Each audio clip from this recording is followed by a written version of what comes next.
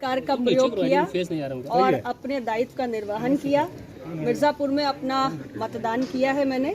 और पूरी तरीके से आश्वस्त हूँ कि मिर्जापुर की 5 सीटें जिस पर हमारे एनडीए गठबंधन के प्रत्याशी हैं, हम शानदार तरीके से जीतने जा रहे हैं। क्या लग रहा है आपको कि कितना अब सीट यहाँ, मतलब 5 सीट की बात करें, जबकि दूसरे भी दल यहाँ पे लड़ रहे हैं बहुत मजबूती के साथ, तो क्या लग रहा है ऐसे 5 सीट निकलेगी? देखिए, लोकतंत्र का महापर्व है और अलग अलग राजनीतिक दलों को जोर आजमाइश करने का उनका लोकतांत्रिक अधिकार भी है, लेकिन मिर्जापुर एनडीए गठबंधन की जीत ही सुनिश्चित करने जा रहा है। पिछले 5 वर्षों में जो यहाँ पर राज्य की सरकार रही और पिछले 8 वर्षों में मेरा जो दूसरा कार्यकाल है, भारत सरकार की जो तमाम विकास की परियोजनाएं यहाँ पर आई, उसको देखते हुए मिर्जापुर का मतदाता बहुत उत्साहित है और एनडीए गठबंधन के प्रत्याशियों के पक्ष में जबरदस्त मतदान हो रहा है। स्थानीय कौन से मुद्दे हैं जिसपे जनता यहाँ की वोट करे? मैं अगर विकास की दृष्टि से बात करूं तो पिछले 8 वर्षों में मिर्जापुर ने एक के बाद एक बहुत सारी विकास परियोजनाओं को जनपद में आते हुए देखा है। चाहे बाढ़ सागर परियोजना का शुभारंभ हो,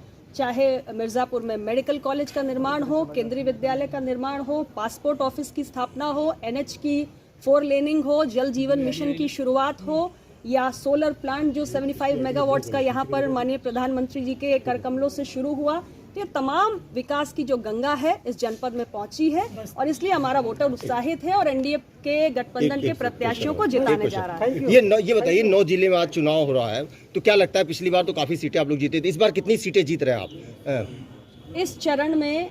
जो भी हमारे सीटें आती हैं उस पर जैसे पहले चरण से एक शुरुआत हुई है